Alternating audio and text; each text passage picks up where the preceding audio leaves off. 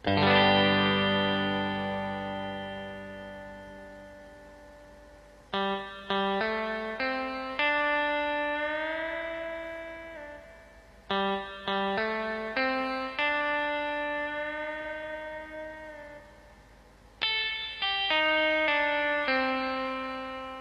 sebelumnya nama saya Raka Fasiswandi dengan NPM 2414071058 dari kelas Lab A. Di sini saya akan menyelesaikan tugas besar mata kuliah Motor Bakar Teknik Pertanian dengan dosen pengampu Bapak Mareli Telembuana. Di sini saya akan mempresentasikan materi yang pertama, yaitu motor bakar 4 tak.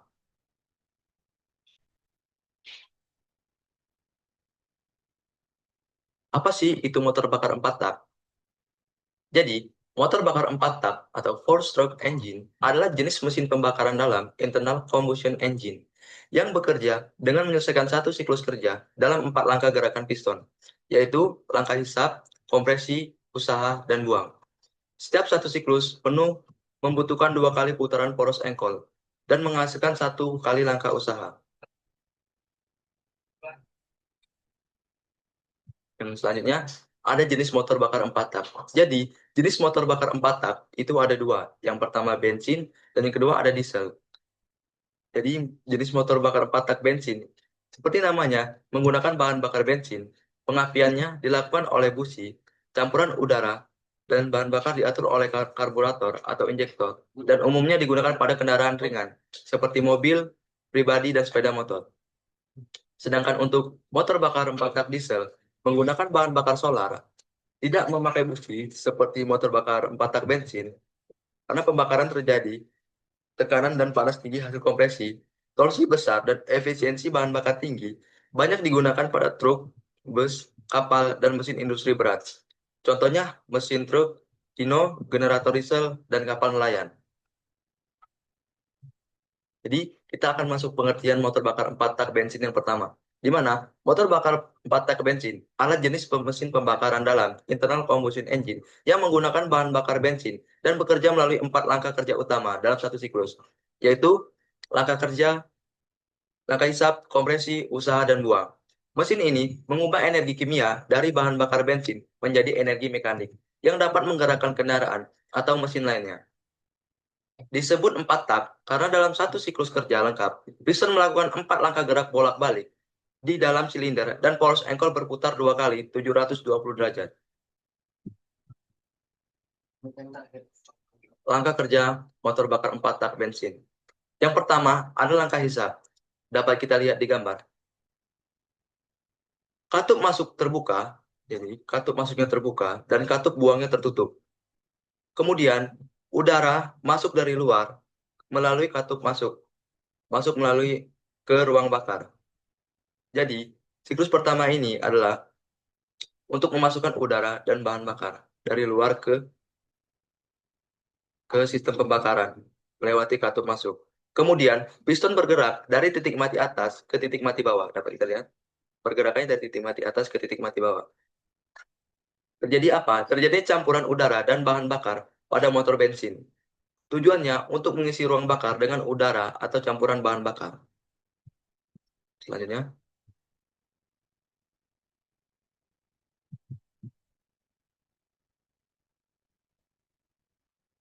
ada langkah kompresi. Jadi, langkah kompresi ini adalah kedua katup tertutup. Dapat kita lihat di gambar, katup hisap dan katup buang tertutup. Di mana gerakan piston tersebut bergerak dari titik mati bawah. Pistonnya bergerak dari titik mati bawah ke titik mati atas, seperti yang ada di gambar. Kemudian, terjadinya campuran bahan bakar dan udara ditekan, sehingga suhunya naik dan siap untuk dibakar. Jadi, tujuannya di sini adalah untuk mengkompresi udara dan bahan bakar agar suhunya naik. Kemudian meningkatkan tekanan dan suhu campuran agar pembakaran lebih efisien. Seperti yang ada di gambar. Dan selanjutnya ada langkah usaha.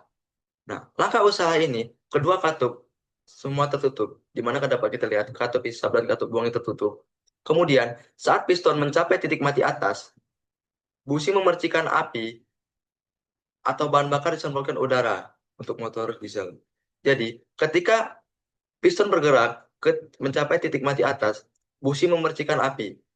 Terjadinya campuran terbakar menghasilkan gas bertekanan tinggi yang mendorong piston turun ke titik mati bawah. Tujuannya untuk menghasilkan tenaga mekanik dari hasil pembakaran tersebut. Dan yang terakhir ada langkah buang. Jadi, untuk langkah buang ini, katup hisap tertutup, sedang katup buang terbuka. Di mana gerak piston bergerak dari titik mati bawah ke titik mati atas. Kemudian, terjadinya gas sisa pembakaran didorong keluar melalui katup buang menuju knalpot. Setelah proses kompresi tadi, jadi ada proses kompresi dan usaha. Katup buang terbuka, kemudian gas sisa-sisa pembakaran dibuang melalui katup buang dan ditujukan untuk knalpot. Tujuannya untuk membersihkan ruang bakar dari gas sisa-sisa pembakaran agar untuk siap siklus berikutnya. Jadi siklus tersebut berulang-ulang terus. Kemudian ada komponennya. Yang pertama ada silinder, dapat kita lihat silinder. Silinder sebagai tempat terjadinya proses kerja mesin, yaitu langkah, hisap, kompresi, usaha, dan buang. Di dalam silinder inilah piston bergerak naik turun, permukaannya halus agar gesekan dengan piston dapat diminimalkan seminimal mungkin. Kemudian ada komponen yang kedua dapat kita lihat di gambar ditunjuk panah, piston. Piston mengubah tekanan gas hasil pembakaran menjadi gaya dorong mekanik. Piston bergerak bolak-balik di dalam silinder. Gerakan piston diteruskan ke batang piston atau connecting rod. Connecting rod. Dapat kita lihat batang piston. Kemudian, komponen yang ketiga yaitu ada cincin. Berfungsi untuk menahan kebocoran gas dari ruang bakar ke bawah piston, mengatur pelumasan di dinding silinder, dan mengurangi gesekan antara piston dan silinder. Komponen yang selanjutnya ada batang piston. Jadi, dapat kita lihat batang piston di sini, atau batang torak. Berfungsi untuk menghubungkan piston dengan poros engkol dan meneruskan gerak naik turun piston menjadi gerak memutar pada poros engkol. Kemudian, poros engkol mengubah gerak bolak-balik piston menjadi gerak putar untuk menggerakkan roda atau komponen lainnya. Dapat kita lihat pada ini poros piston, poros engkol, gambar poros engkol. Dan yang terakhir ada katup. Dapat kita lihat di gambar, ada katup buang dan katup masuk. Di mana katup masuk atau intake valve mengatur masuknya campuran udara dan bahan bakar ke silinder. Sedangkan katup buang berfungsi untuk mengatur keluarnya gas hasil sisa-sisa pembakaran. Komponen selanjutnya ada busi. Dapat kita lihat busi di tengah-tengah ini. Busi berfungsi untuk memercikan bunga api untuk menyalakan campuran bahan bakar dan udara di ruang bakar pada motor bensin. Dan selanjutnya komponen selanjutnya ada kepala silinder. Berfungsi untuk menutup bagian atas silinder dan menjadi tempat dudukan busi serta katup. Selanjutnya ada karburator atau injektor. Untuk mencampurkan udara dan bahan bakar dalam perbandingan tepat sebelum masuk ke ruang bakar. Selanjutnya komponen selanjutnya ada crankcase. Dapat kita lihat di gambar crankcase. Berfungsi sebagai rumah poros engkol dan tempat penampung oli pelumas. Juga membantu menjaga kebersihan dan pelumasan bagian dalam mesin. Dan selanjutnya ada sistem pelumasan. Sistem pelumasan berfungsi mengalirkan oli ke bagian-bagian mesin yang bergerak agar mengurangi gesekan dan panas. Dan komponen terakhir ada roda gila. Berfungsi untuk menyimpan energi putar agar mesin tetap berputar stabil di antara langkah-langkah kerja. Baik, selanjutnya kita akan memasuki motor bakar 4 tak diesel. Jadi, apa sih itu motor bakar 4 tak diesel? Motor bakar 4 tak diesel adalah jenis mesin pembakaran dalam internal combustion engine yang menggunakan bahan bakar solar diesel fuel dan bekerja berdasarkan prinsip penyalaan otomatis akibat tekanan dan suhu tinggi di dalam ruang bakar. Disebut 4 tak karena dalam satu siklus kerja lengkap, piston melakukan 4 langkah gerakan, yaitu hisap, kompresi, usaha, dan buang.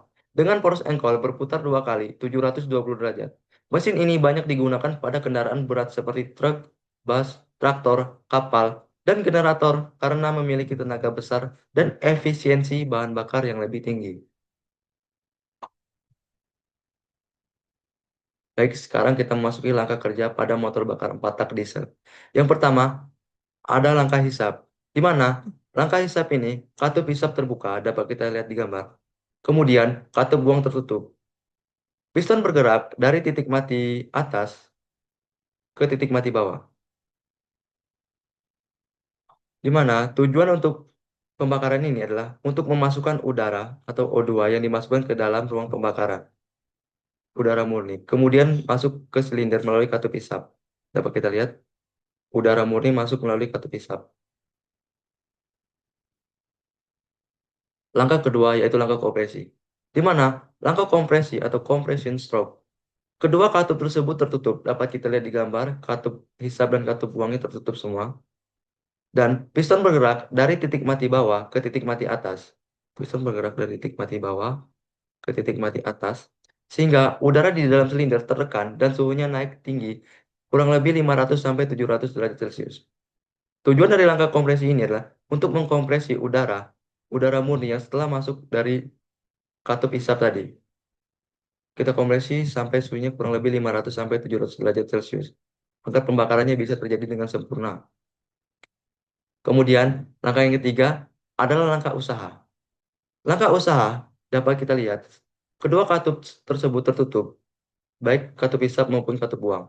Saat piston mendekati titik mati atas, dapat kita lihat di gambar, bahan bakar solar disemprotkan melalui injektor ke udara panas di dalam silinder. Kita lihat, bahan bakarnya disemprotkan melalui injektor ke ruang bakar. Kemudian, bahan bakar tersebut, biosolar, terjadi secara spontan karena suhu udaranya sangat tinggi. Pembakaran menghasilkan tenaga yang tinggi sehingga mendorong piston ke bawah. Selanjutnya, langkah terakhir adalah langkah buang, di mana proses tersebut katup isap masih tertutup sedangkan katup buang terbuka. Gerakan piston bergerak dari titik mati bawah ke titik mati atas. Dapat kita lihat, piston bergerak dari titik mati bawah ke titik mati atas untuk membuang gas hasil sisa-sisa pembakaran didorong oleh piston, kemudian terbuang melalui knalpot. Tujuannya untuk membersihkan ruang bakar dari gas sisa agar siap siklus berikutnya. Jadi siklus tersebut berulang-ulang terus di motor bakar 4 tak diesel. Komponennya. Komponen motor bakar 4 tak diesel terdiri dari ada beberapa, di antaranya ada silinder, tempat terjadinya proses hisap, kompresi, pembakaran, dan buang gas.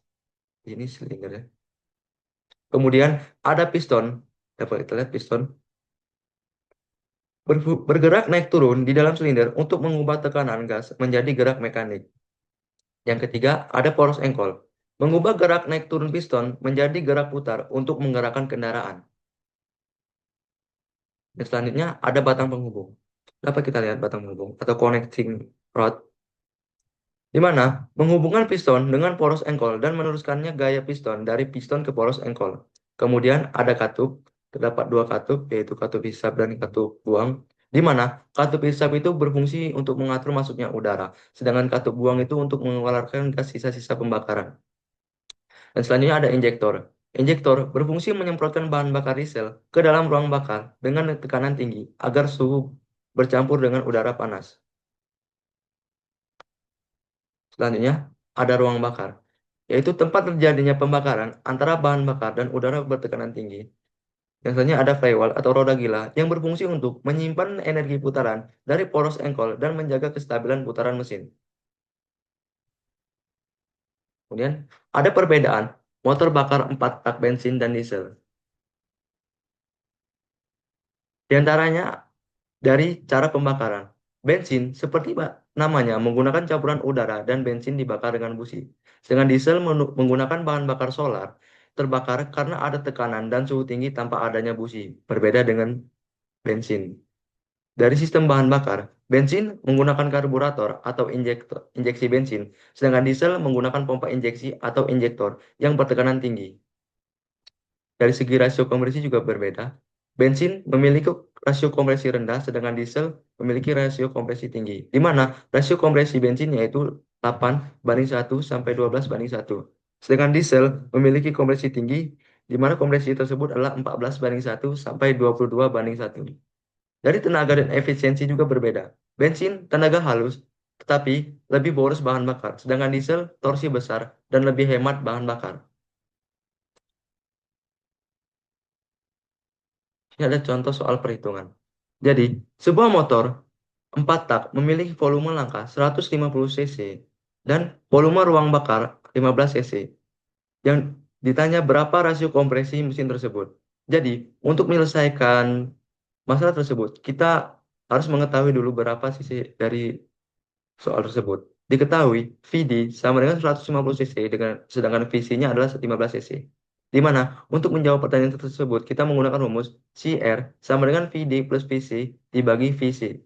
Sama dengan kita ketahui tadi VD-nya 150 kita masukkan ke rumus, VC-nya 15 kita masukkan dibagi 15. Jadi didapat hasil 11:1 untuk rasio kompresi CR dari mesin tersebut. Baik, kemudian kita lanjut ke soal perhitungan kedua, di mana sebuah mobil menggunakan mesin bensin 4 tak 4 silinder dengan diameter silinder 80 mm dan langkah piston 90 mm. Hitunglah jawab, hitunglah kapasitas total mesin dalam cc. Jadi yang ditanya adalah kapasitas total mesin tersebut. Jadi, untuk menjawab soal tersebut, kita menggunakan rumus VS sama dengan Pi per 4 D kuadrat dikali L. VS sama dengan kita Pi-nya menggunakan 3,14 dibagi 4, sedangkan untuk D-nya atau jari-jari diameter silindernya kita konversi ke meter dulu. Jadi didapat 0,08 kuadrat dikali langkah pistonnya kita konversi ke meter didapat 0,09 meter. Jadi VS sama dengan 3,14 dibagi 4 dikali 0,08 maka 2 dikali 0,09 didapat hasil 0,000452 meter. Jadi, V totalnya adalah 452 dikali 4. Didapat hasil 1808 cc. Mungkin sekian presentasi dari saya. Kurang lebihnya mohon maaf. Terima kasih. Baik, sebelumnya di sini saya akan melanjutkan materi yang selanjutnya, itu materi kedua, itu motor bakar 2 tak.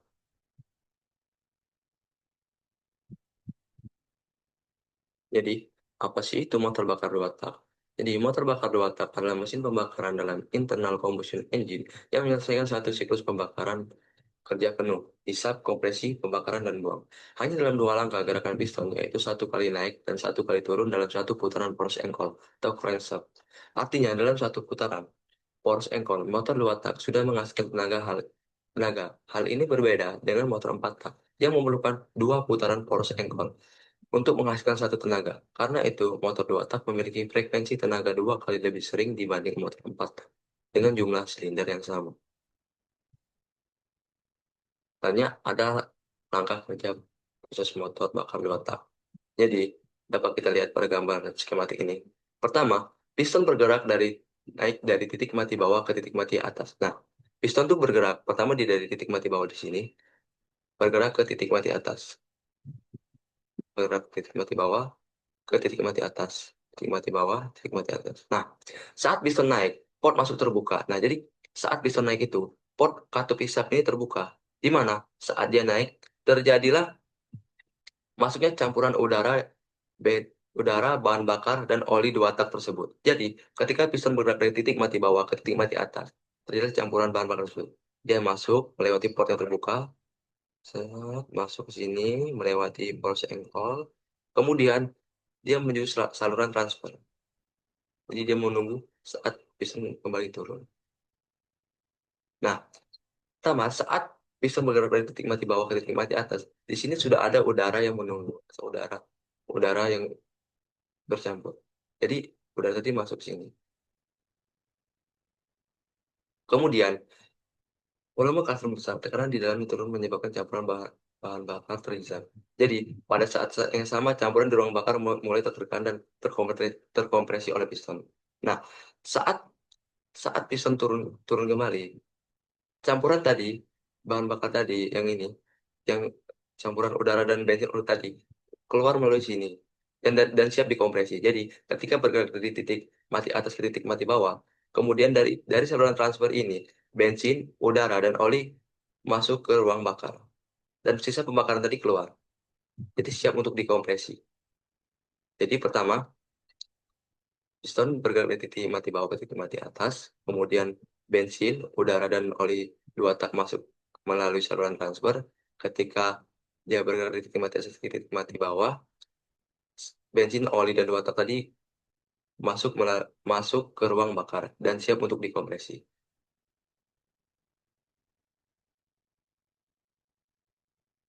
Selanjutnya, langkah usaha dan buang.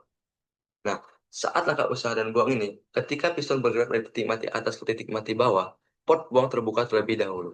Jadi ketika dia bergerak dari titik mati atas ke titik mati bawah, pot buang ini terbuka dan saluran saluran transfer terbuka. Jadi saluran transfernya terbuka, lubang lubang buangnya juga terbuka. Jadi sisa pembakaran tadi keluar dulu, terus digantikan dengan sisa pembakaran yang baru ini, bensin, udara dan oli bercampur. Jadi dia bercampur dengan udara lagi. Jadi siap untuk di pembakaran. Ketika piston bergerak dari titik mati atas ke titik mati bawah, titik mati bawah ke titik mati atas, maka terjadilah percikan dan siap dibakar. Dan siklus tersebut berulang terus-terusan. Jadi, gas sisa pembakaran yang konvensi tadi terbuang melalui katup buang. Dan setelah itu, pot bilas transfer terbuka dan campuran segar dari kantor masuk ke silinder.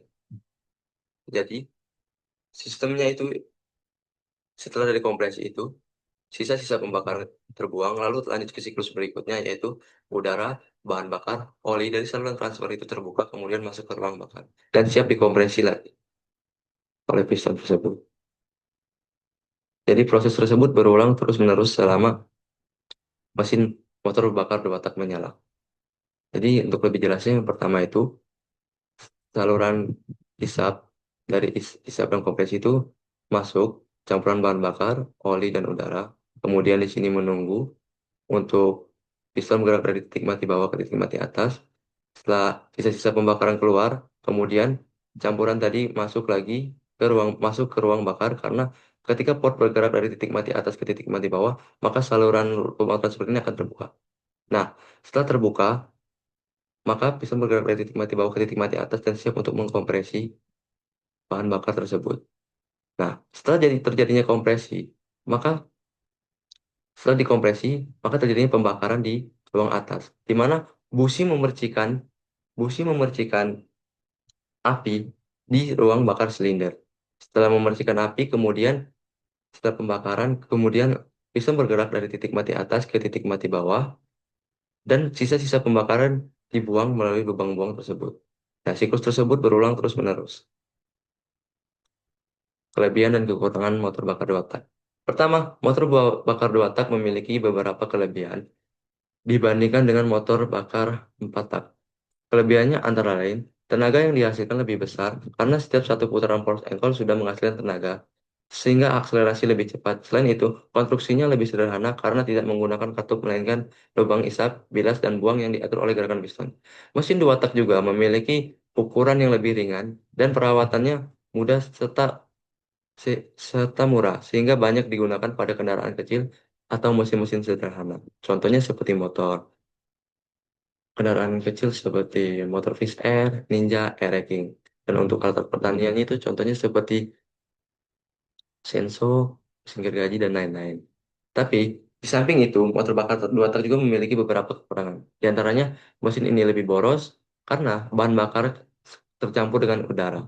Selain itu, gas buangnya juga lebih kotor karena oli tak ikut terbakar, sehingga menghasilkan asap tebal yang menyebabkan polusi udara yang dapat menyebabkan kerusakan lingkungan.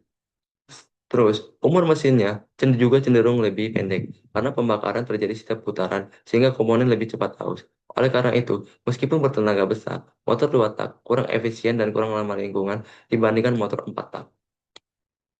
Hanya ada komponen-komponennya. Pertama, silinder. Ini silinder di bagian sini melindungi terjadinya proses pembakaran campuran udara dan bahan bakar di dalam silinder. Piston bergerak naik turun selama siklus kerja motor berlangsung. Jadi piston ini di ruang bakar silinder ini bergerak dari naik turun, naik turun, naik turun selama proses pembakaran. Terus yang kedua piston, dapat kita lihat ini piston, mengubah tekanan hasil pembakaran menjadi gerakan lurus. Saat pembakaran terjadi, piston terdorong ke bawah sehingga menghasilkan tenaga mekanik. Piston dari piston, spring piston. Mencegah kebocoran, tekanan gas dari ruang bakar ke bawah piston, menahan oli agar tidak masuk ke ruang bakar, terus membantu menghantarkan panas dari piston ke dinding silinder. Selanjutnya, ada batang piston. Nah, ini batang piston atau batang torak ini. Jadi, batang piston berfungsi untuk menghubungkan piston dengan poros engkol dan menyalurkan gaya dorong dari piston ke poros engkol agar menjadi gerakan putar. Ini poros engkol. Jadi dia menghubungkan ke piston dan ke poros engkol. Tanya ada poros engkol. Poros engkol mengubah gerak naik turun piston menjadi gerak putar yang digunakan untuk menggerakkan kendaraan. Poros engkol juga mengatur langkah isap, kompresi, usaha, dan buang secara berulang. Jadi inilah kuncinya poros engkol ini. Ya, berputar-putar untuk langkah hisap, kompresi, dan buang. Selanjutnya ada kepala silinder. Nah, kepala silinder ini bagian atas ini. Dapat kita lihat kepala silinder, busi ini. Menutup bagian atas silinder dan menjadi ruang pembakaran. Pada motor 2 tak bensin, di kepala silinder terdapat busi atau spark plug untuk menyalakan campuran udara dan bahan bakar. Selanjutnya ada busi. Nah, ini kita lihat busi. Busi menghasilkan percikan api untuk membakar ruang udara dan bahan bakar di ruang bakar. Digerakkan oleh sistem pengapian. Di busi digerakkan oleh sistem pengapian. Ruang engkol menjadi tempat poros engkol berputar dan ruang untuk proses pengisapan serta penekanan campuran baru. Selanjutnya ada karburator. Karburator biasanya terletak di sini karburator. Karburator mencampurkan udara dan bahan bakar dalam perbandingan yang tepat sebelum masuk ke ruang engkol. Campuran ini nantinya akan dikompresi dan dibakar di ruang bakar. Jadi ada komponen. Yang pertama ada lubang hisap. Nah, lubang hisap tuh bisa adanya di sini, seperti gambar sebelumnya. Tempat masuknya campuran udara dan bahan bakar karburator ke ruang engkol. Terbukanya dan tertutupnya oleh gerakan piston. Nah, lubang buangnya di sini, cuma ini tidak ada gambarnya. Harusnya di sini lubang buangnya. Tempat keluarnya sisa pembakaran dari ruang silinder menuju knalpot. Bisa di sistem pelumasan, pelumasi piston, silinder, dan komponen bergerak lainnya agar tidak cepat haus, serta pada motor bakar dua tak, oli pelumas dicampur langsung dengan bensin atau disemprot otomatis melalui pompa oli. Ini ada beberapa perbedaan motor bakar dua tak dan empat tak. Di antaranya yang pertama, motor dua tak dan empat tak merupakan dua jenis mesin pembakaran dalam internal combustion engine yang paling banyak digunakan pada kendaraan bermotor. Perbedaan utamanya terletak pada jumlah langkah piston untuk menyelesaikan satu siklus kerja, serta cara kerja, sistem pelumasan, dan efisiensi bahan bakar. Nah, di sini terdapat contoh motor bakar dua tak bensin. Pertama, ada motor Fish Air, dan yang kedua, ada motor Air King. Jadi, di sini, ya, beginilah jenis-jenisnya. Ini motor bakar Air King, oli samping yang terletak di sini. Ini ada karburator, ini ada mesinnya atau ruang mesinnya, dan di sini dia adalah campuran bahan bakar tersebut. Dan kemudian yang di sini ada motor bakar dua tak bensin Fish Air, kurang lebih sama, cuma berbeda di bagian bentuk bodinya saja. Selanjutnya cara merawat motor bak motor bakar dua tak. Yang pertama, gunakan oli samping yang berkualitas baik. Jadi, cara merawat yang pertama itu kita harus menggunakan oli samping yang berkualitas. Jangan menggunakan oli samping yang harganya hanya murah tetapi kualitasnya buruk. Yang kedua, bersihkan karburator secara rutin. Jadi, kita ketika mempunyai motor bakar dua tak bensin, kita harus membersihkan karburator secara rutin atau mengeceknya secara berkala. Jika kotor, maka harus dibersihkan. Terus, gantilah busi bila kotor atau sudah lemah. Jadi, busi juga harus diganti jika udah kotor atau lemah. Karena jika busi tidak kita ganti, ya, maka kita akan bisa terjadinya mogok ketika kita bawa jalan keluar. Terus bersihkan knalpot dan kerak oli. Ini juga penting karena kita harus membersihkan knalpot dari kerak oli. Terus yang kelima, gunakan bahan bakar yang beroktan tinggi. Dan selanjutnya, ganti oli transmisi secara teratur. Nah, ini juga bisa menjadi acuan. Kita harus mengganti oli transmisi secara teratur. Bisa kita sesuaikan dengan jenis motornya berapa kilometer untuk kita atur ganti. Terus panaskan mesin sebelum digunakan dan setel gas dan kopling dengan benar. Jadi kesimpulannya, motor bakar dua tak menyelesaikan satu siklus kerja, hisap, kompresi, pembakaran, buang, hanya dalam dua langkah piston. Habis itu menghasilkan tenaga setiap satu putaran poros engkol, sehingga tenaga lebih besar dibanding motor petak dengan ukuran mesin yang sama. Konstruksinya sederhana, ringan, dan mudah dirawat, menggunakan sistem pelumasan campur oli bensin dan oli samping. Kelemahannya adalah boros bahan bakar, emisi gas buang tinggi, dan umur mesin relatif lebih pendek. Umumnya digunakan pada mesin kecil seperti sepeda motor, cinso, mesin tempel kapal, dan peralatan pertanian lainnya. Jadi di sini ada contoh soal perhitungannya. Nah, soal pertama itu, sebuah mesin motor bakar dua tak memiliki diameter silinder bor 52 mm dan langkah piston stroke 50 mm. Mesin yang bekerja pada mesin berputar pada 7000 rpm. Hitung kecepatan rata-rata piston tersebut. Jadi, diketahui bor atau diameternya adalah 52 mm dan stroke-nya adalah 50 mm. Kita konversi dulu ke meter, jadi 0,05 meter dan putarannya 7000 rpm. Ditanya berapa kecepatan rata-rata piston dalam meter per second. Jadi, untuk menjawab tersebut kita menggunakan rumus Cm sama dengan 2 kali S kali N per 60. Nah, diketahui S-nya itu, struknya itu ada 50 mm, kita konversikan meter, yaitu 0,05. Jadi, Cm sama dengan 2 dikali 0,05 dikali 7000 dibagi 60. Hasilnya adalah 0,1 dikali 116,67 sama dengan 11,67 mm per second. Jadi, kecepatan rata-rata pistonnya adalah 11,67 mm per second. Lanjut ke soal yang kedua. Sebuah motor bensin 2 tak, satu silinder, memiliki torsi poros keluar sebanyak 5,5 Newton per meter pada putaran 7000 rpm. Hitung daya rem, brake, power, mesin dalam kilowatt. Jadi untuk menyelesaikannya diketahui T-nya itu 5,5 Newton per meter dan N-nya itu 7000 rpm. Nah, untuk mencarinya, kita sama menggunakan rumus P sama dengan T kali 2Pi. Bedanya di 2Pi saja dikali N per 60. Jadi penjelasannya adalah P sama dengan 5,5 dikali 2Pi dikali 7000 per 60. P sama dengan 5,5 dikali 2Pi dikali 116,67. Sama dengan P sama dengan 5,5 dikali 732,1 sama dengan 4026,55 watt. Tapi kita ubah ke kilowatt jadinya 4,03 kilowatt. Jadi daya rem brake-nya itu adalah 4,03 kilowatt. Mungkin itu saja yang dapat saya sampaikan. Kurang lebihnya mohon maaf. Terima kasih. Sebelumnya saya akan melanjutkan materi yang selanjutnya, yaitu penyaluran bahan bakar. Jadi, apa sih itu penyaluran bahan bakar? Jadi, penyaluran bahan bakar adalah proses pengiriman dan pengaturan jumlah bahan bakar dari tangki menuju ruang bakar mesin agar bercampur dengan udara dan dibakar untuk menghasilkan tenaga. Sistem ini bertugas memastikan bahwa bahan bakar mengalir dengan tekanan dan volume yang sesuai dengan kebutuhan kerja mesin pada berbagai kondisi, seperti saat idle, akselerasi, atau beban penuh. Metode penyaluran bahan bakar. Jadi, terdapat 4 metode penyaluran bahan bakar, diantaranya yang pertama, metode bensin injeksi, metode bensin karburator, metode diesel sistem common rail, dan metode diesel gas pump. Yang pertama, metode bensin injeksi. Dapat kita lihat skematiknya. Jadi, sistem injeksi bensin adalah sistem penyaluran bahan bakar yang bekerja secara elektronik menggunakan ECU, Engine Control Unit, untuk menyemprotkan bensin ke ruang bakar atau intake manifold. Dengan tekanan tinggi, sistem ini menggantikan karburator dan memberikan efisiensi bahan bakar serta tenaga yang lebih baik.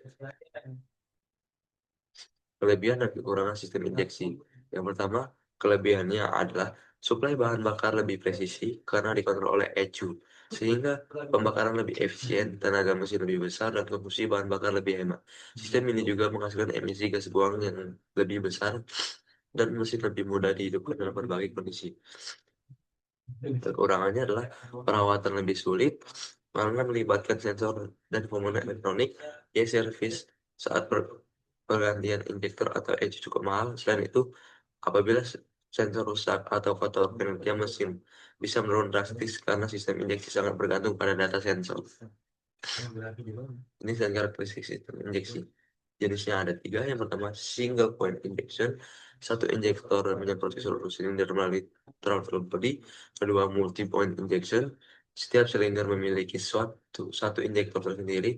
Dan yang ketiga, ada direct injection. Bahan bakar disemprot langsung ke ruang bakar. Karakteristiknya adalah presisi tinggi, hemat bahan bakar, respon cepat, dan kontrol penuh. Komponen utama. Jadi, komponen utama dari injeksi adalah yang pertama ada tangki bahan bakar yang berfungsi sebagai menyimpan bahan bakarnya. Yang kedua, pompa bahan bakar. menyalurkan bensin buat tekanan ke injektor. Yang ketiga, filter bahan bakar yang berfungsi sebagai menyaring kotoran agar aliran tetap bersih dan tidak kotor. Yang keempat, ada injektor yang berfungsi sebagai menyemprotkan bensin dalam bentuk kabut halus. Yang kelima, sensor. Sensor mendeteksi suhu, tekanan, dan kadar udara. Yang terakhir, ECU. Berfungsi menghitung waktu dan mengatur waktu penyemprotan. Cara kerja Cara kerja ECU cukup simpel. Yang pertama, sensor mengirim data ke ECU. Setelah sensor mengirim data ke ECU, lalu ECU menerima data dari sensor dan ECU menentukan jumlah bahan bakar yang harus dibutuhkan. Setelah itu, pompa bahan bakar menekan bensin ke injektor, lalu injektor menyemprotkan bahan bakar sesuai waktu yang ditentukan. Setelah itu, busi memantik pembakaran untuk menghasilkan tenaga. Dan siklus ini berulang terus-menerus selama motor bakar hidup. Baik, selanjutnya kita masuk ke sistem bensin yang kedua, sistem penyaluran bahan bakar yang kedua itu karburator. Jadi dapat kita lihat skematiknya ini. Jadi sistem karburator mencampurkan udara dari bahan bakar secara mekanis dengan memanfaatkan efek Venturi untuk menarik bahan bakar dari mangkuk pelampung. Dapat kita lihat skematiknya. Ini sehingga refleksi sistem karburator yang pertama ada karburator tipe down drive. Udara mengalir dari atas ke bawah, umum di mobil. Karburator tipe side drive, udara mengalir horizontal, banyak digunakan di motor. Karburator tipe up drive, udara masuk dari bawah ke atas. Karakteristiknya sederhana, mudah disetel, namun kurang efisien pada putaran tinggi. Cara kerja, pertama saat mesin dihidupkan, udara mengalir melalui venturi di dalam karburator. Di dalam venturi, kecepatan udara meningkat dan tekanan menurun. Karena tekanan di ruang pelampung lebih tinggi, bensin tersedot melalui nozzle dan tercampur dengan udara. Campuran udara dan bahan bakar ini masuk manifold lalu ke ruang bakar. Fungsi mematik api, membakar campuran tersebut dan menghasilkan mereka. Katup throttle mengatur banyak udara dan bahan bakar yang masuk sehingga mempengaruhi cepat mesin. Katup shock digunakan untuk mesin dingin untuk memperkaya campuran bahan bakar. Dan siklus ini berulang terus-menerus. Komponen utama. Jadi dapat kita lihat komponen utama. Yang pertama ada throttle cable atau kabel gas. Ini pada gambar yang saya tunjukkan pada kursor. Di mana berfungsi sebagai mengatur bukaan skep untuk mengontrol jumlah udara dan bahan bakar yang masuk. Jadi ketika ini ditarik, maka ini bisa mengatur idle scroll yang mengatur jumlah bahan bakar atau udara yang masuk.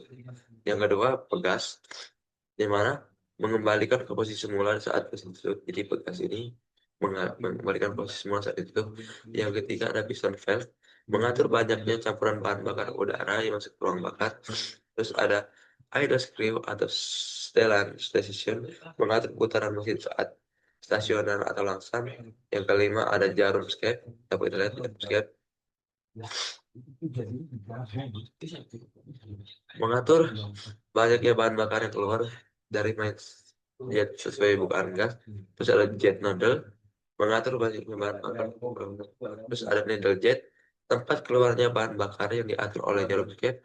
Ada main jet, menyalurkan bahan bakar utama saat putaran tinggi. Ada pilot jet, menyalurkan bahan bakar saat putaran rendah. Ada pelampung, dapat kita lihat pelampung warna biru, berfungsi untuk menjaga tinggi permukaan bensin di ruang pelampung agar stabil. Ada needle valve, jarum pelampung mengatur aliran bensin ke ruang pelampung sesuai posisi pelampung. Ada air screw, mengatur perbandingan udara dari bahan dan bahan bakar saat idle. Ada main air system, menyalurkan udara ke main jet dan pilot jet. Dan saluran bahan bakar, menyalurkan bensin dari tangki ke ruang pelampung. Dan ada celah di skema yang membantu pengabutan bahan bakar pada putaran rendah. Selanjutnya kelebihan dan kekurangan pada sistem karburator. Yang pertama kelebihannya adalah perawatan mudah, biaya pembuatannya murah, dan tidak membutuhkan sistem elektronik yang kompleks. Karburator juga mudah disetel secara manual, mudah diperbaiki jika terjadi kerusakan. Kekurangannya adalah campuran udara dan bahan bakar tidak selalu tepat karena diatur secara mekanis. Hal ini membuat komposisi bahan bakar lebih boros dan gas buang lebih kotor. Dan itu, karburator juga sulit menyesuaikan diri dengan akan perubahan suhu secara tiba-tiba dan dan dapat menyebabkan performanya turun. Baik, selanjutnya kita akan memasuki sistem pospam, di mana pospam adalah injeksi pompa injeksi atau adalah komponen utama dalam sistem bahan bakar mesin diesel konvensional yang berfungsi untuk menyalurkan dan mengatur jumlah bahan bakar yang bertekanan tinggi ke injektor sesuai kebutuhan mesin. Pompa ini bekerja secara presisi untuk memastikan setiap silinder mendapatkan suplai bahan bakar dengan tekanan dan waktu tepat agar proses pembakaran berlangsung efisien. Bospa menggunakan prinsip kerja mekanis yang digerakkan oleh pola ekor crankshaft melalui roda gigi atau sabuk timing. Di dalam pompa tersebut, pelanggan dan bahan berfungsi menekan bahan bakar hingga mencapai tekanan tinggi sebelum dikirim ke injektor. Tekanan bahan bakar yang dihasilkan dapat mencapai ratusan bar sehingga mampu diinjeksikan secara halus ke ruang bakar. Distandartisasi sistem BOSPAM. Sistem BOSPAM adalah sistem injeksi bahan bakar desain mekanis di mana pompa menekan solar bertekanan tinggi ke line pump. Tiap silinder punya pelanyar terbesar umum di mesin besar. Distributor pump satu pelanyar melayani beberapa silinder secara bergantian. Karakteristiknya kuat, sederhana, cocok untuk mesin diesel konvensional, dan tanpa kontrol elektronik. Dan kerjanya sudah tangki dialirkan pompa injeksi bos oleh pompa pendahulu. Pompa injeksi bos memiliki panjang yang bergerak sesuai putaran mesin. Gerakan ini menghasilkan tekanan tinggi bisa mencapai ratusan bar. Seluruh bertekanan tinggi dialirkan ke pipa tekanan tinggi menuju ke injektor. Kemudian injektor membuka otomatis karena tekanan bahan bakar dan menyemprotkan solar ke ruang bakar dalam bentuk kabut halus. Di ruang bakar udara telah dikonveksi hingga suhu sangat tinggi, yaitu sekitar 500 sampai 700 derajat Celcius. Ketika solar disemprotkan, bahan bakar langsung terbakar sendiri tanpa busi. Pembakaran menghasilkan tekanan tinggi yang mendorong piston ke bawah, menghasilkan tenaga mekanik. Sisa gas buang dikeluarkan melalui sistem exhaust, lalu diarahkan ke knalpot. Sistem ini berulang saat mesin menyala. Komponen utama ya, ada beberapa komponen sama di Bosfab ini. Yang pertama tangki bahan bakar yang berfungsi sebagai tempat penyimpan bahan bakar diesel. Yang kedua ada feed pump menghisap bahan bakar dari tangki menuju Bosfab. Yang ketiga fuel filter menyaring kotoran dan air dari bahan bakar sebelum masuk ke pompa. Dan ini ada Bosfab berfungsi sebagai meningkatkan tekanan bahan bakar dan mengatur jumlah semprotan ke tiap silinder. Terus ada pelanggar dan barrel berfungsi sebagai menaikkan tekanan bahan bakar di dalam Bosfab. Terus ada governor mengatur jumlah bahan bakar sesuai kecepatan mesin agar putaran stabil. Selanjutnya ada pipa tekanan tinggi menyalurkan ke bahan bakar bertekanan dari bos pump ke injektor. Selanjutnya ada injektor menyemprotkan bahan bakar bertekanan tinggi ke ruang bakar dalam bentuk kabut halus. Kelebihan dan kekurangan. Jadi, kelebihan dan kekurangan pada sistem Bosman adalah yang pertama kelebihannya adalah sistem ini konstruksinya lebih sederhana, kuat, dan tidak membutuhkan sistem elektronik yang rumit. Sehingga mudah diperbaiki dan cocok untuk daerah yang memiliki perawatan seperti pedesaan. Selain itu, sistem ini tahan terhadap bahan bakar solar berbatas rendah dan memiliki daya tahan tinggi karena sebagian besar komponennya berbahan logam kuat. Kekurangannya adalah pengaturan waktu jumlah bahan bakar tidak sepresisi sistem injeksi modern. Akibatnya pembakaran kurang sempurna, emisi gas buang lebih tinggi yang dapat menyebabkan kerusakan udara, serta konsumsi bahan bakar cenderung lebih boros. Selanjutnya kita masuk ke materi berikutnya, yaitu sistem common rail. Jadi, apa sih itu sistem common rail? Jadi, sistem common rail adalah sistem injeksi bahan bakar modern berbasis elektronik yang menggunakan satu pipa utama bertekanan tinggi rail untuk menyalurkan bahan bakar ke seluruh injektor secara presisi.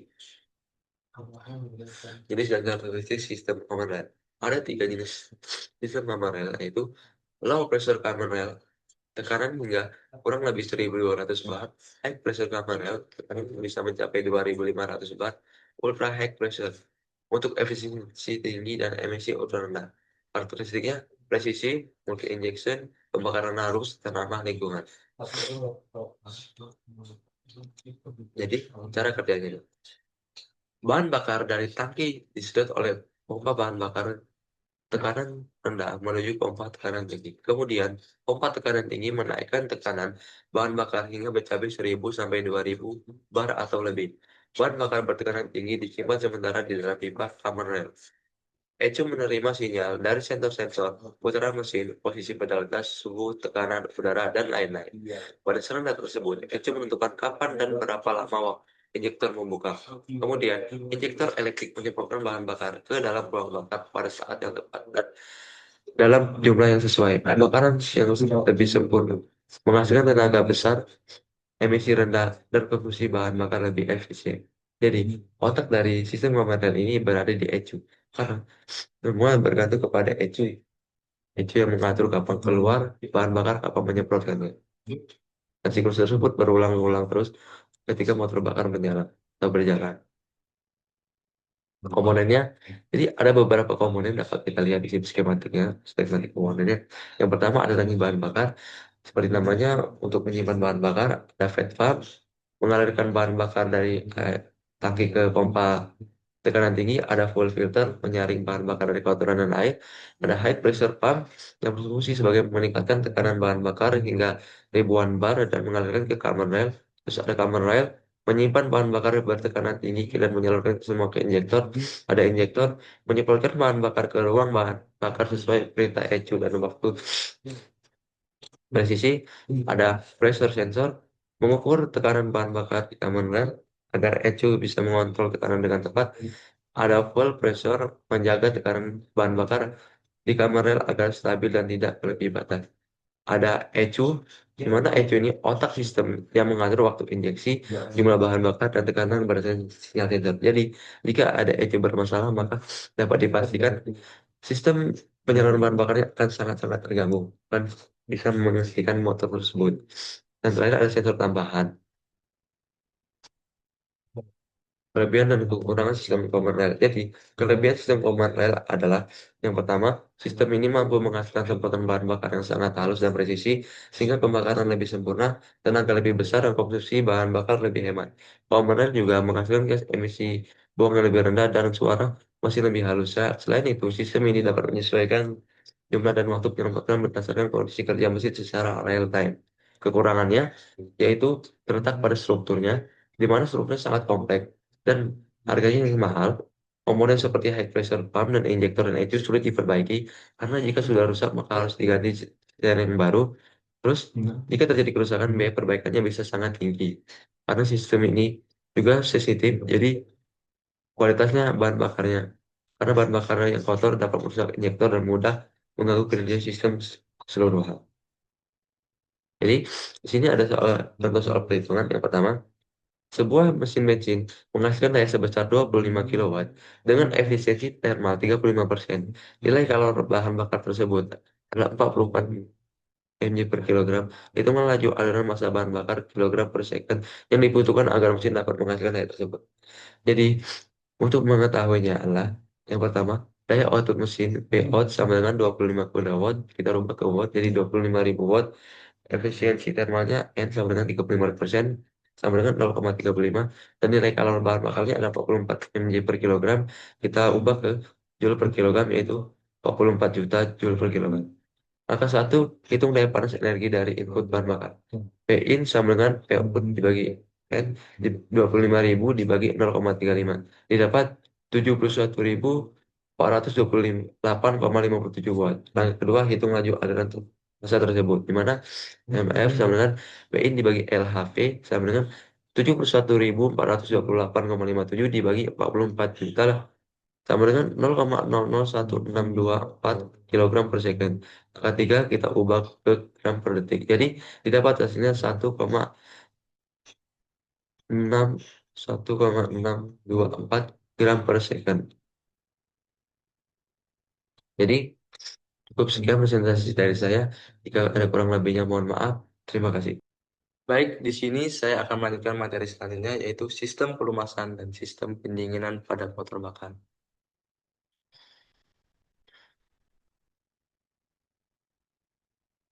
Baik, apa sih itu sistem pelumasan? Jadi, sistem pelumasan adalah suatu sistem pada mesin yang berfungsi untuk menyalurkan dan mengatur aliran oli pelumas ke seluruh bagian mesin yang bergesekan agar dapat bekerja dengan lancar, awet, dan efisien.